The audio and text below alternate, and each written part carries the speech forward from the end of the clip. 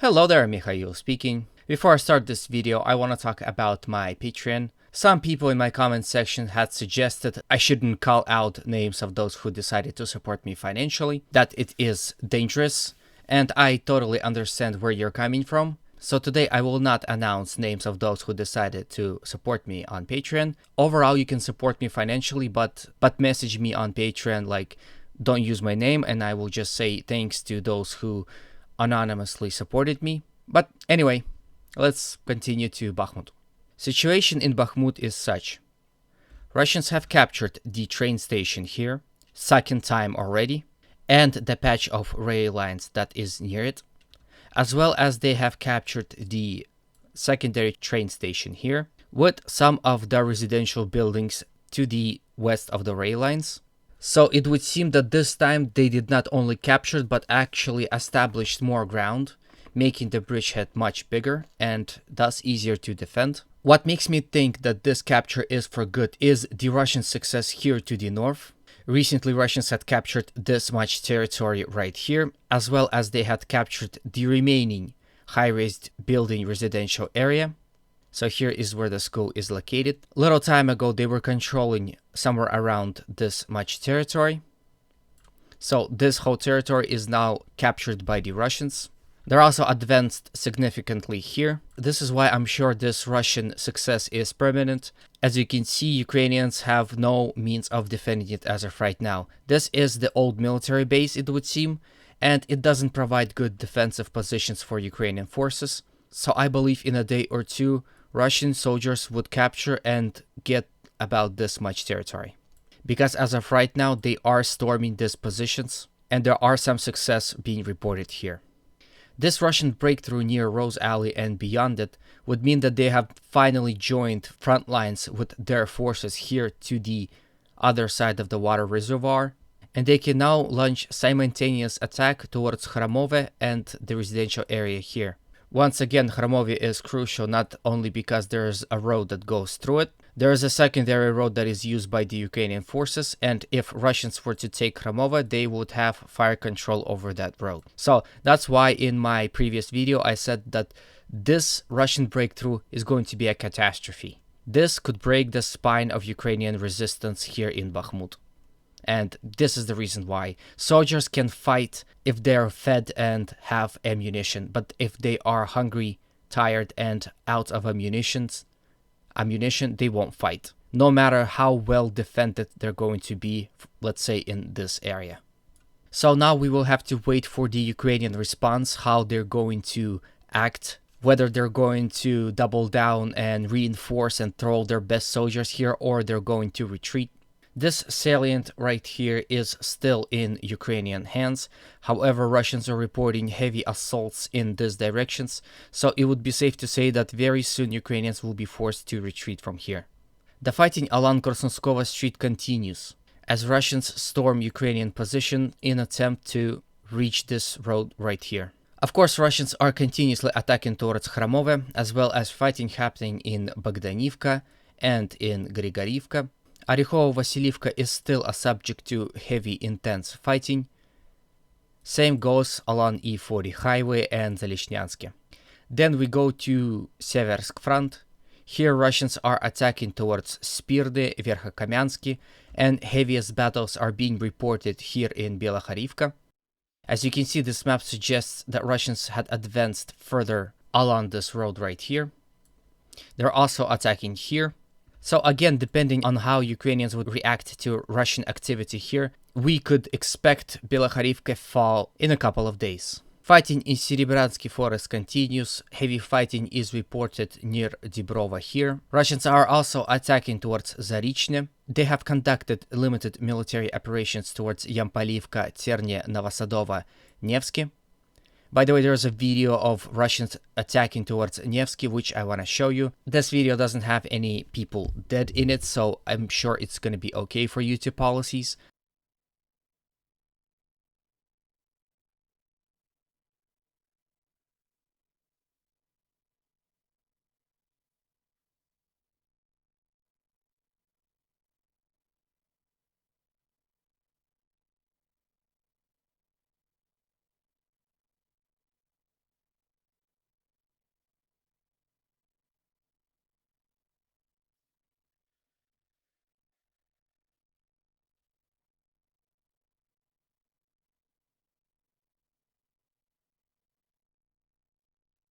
So here, as you can see, Russians advancing towards Nevelsky with their tank, and as they do it, you can see Russians using their TOC-1 or Solntsepek. It's been also called Russian flamethrower.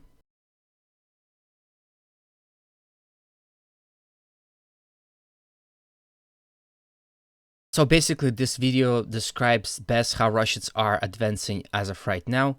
It goes against the theory of pro-Ukrainian and Western media that says that Russians are using human wave tactics. Some action is reported here in Kupiansk. It would seem that Russians are conducting limited military operations in Mosytivka and Sinikivka here, in the general direction of Kupiansk city. Then we go to Avdiivka. The situation in Kamianka remains the same, as surprisingly this village still stands. Heavy fighting reported in between Novokalinova, Krasnogorivka and Novobakhmutivka, as Russians are establishing more and more control over this road right here. Videos suggest that Russians are heavily entrenched in this area. Then we have Russians still holding this patch of rail lines, with occasional attacks towards Stepova, Novobakhmutivka and the coke plant here. Russians are attacking from Apitne towards Avdiivka here, tangled in trench battle warfare in this area. They're also attacking from Vadani in the direction of Severne and Tonenke. There's a video I want to show you from Deep State map that shows the tank duel. So here you go.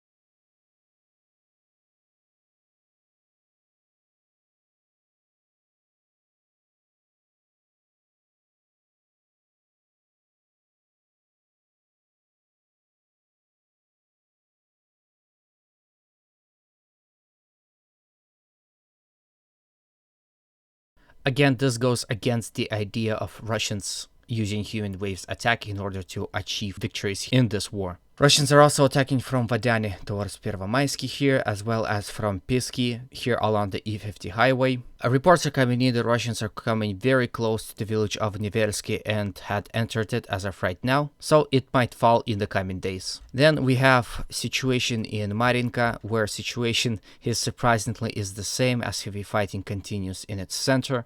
Russians are attempting to encircle Avdiivka and force Ukrainians out, but that didn't see any success as of right now. Russians are also attacking towards the village of Pobeda, but without any success as of right now as well. Again, a lot of open fields, and Ukrainians have all the sources to spot Russian attacks and destroy them on the way to the Pobeda village.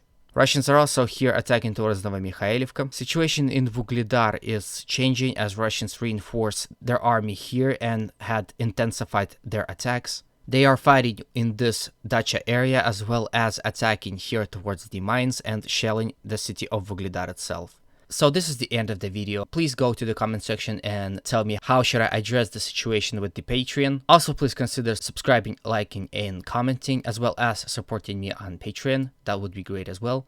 As always, humanity calls me to condemn all violence against human beings. Have a good day, and always remember, Russia will be great again.